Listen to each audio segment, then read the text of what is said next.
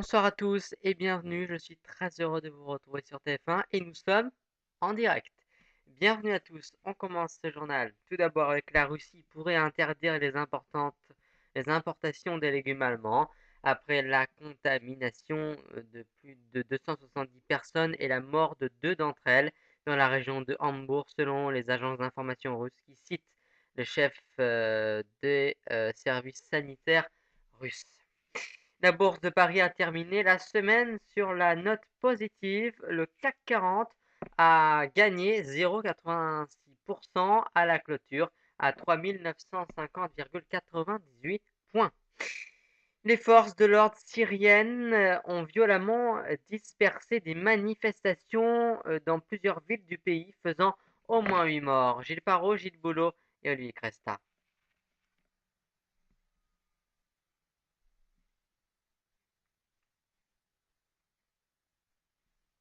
Bon, petit souci technique, le reportage donc, vous le voyez, ne peut pas être, diffusé.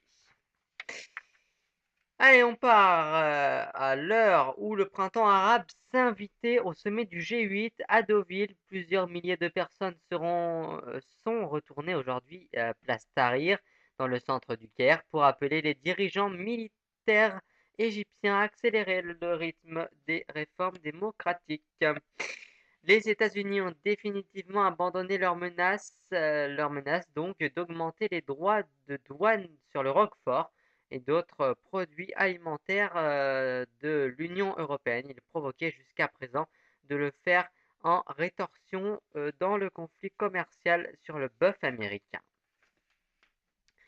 Le président du conseil italien Silvio Berlusconi a dénoncé hier en marge du G8 de Deauville la dictature des juges de gauche dans un aparté du président des États-Unis, Barack Obama, qui a réagi avec froideur et étonnement, rapporte aujourd'hui toute la presse italienne.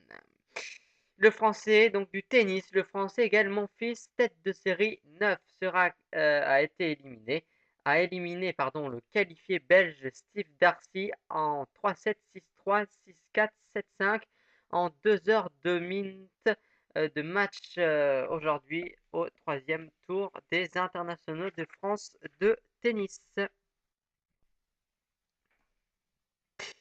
C'est ainsi que se referme ce journal. Merci de votre fidélité.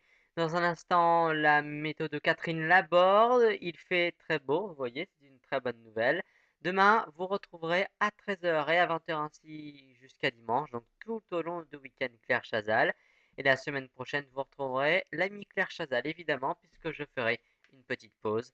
Merci de votre fidélité. Au revoir. Merci à toutes les équipes. Merci.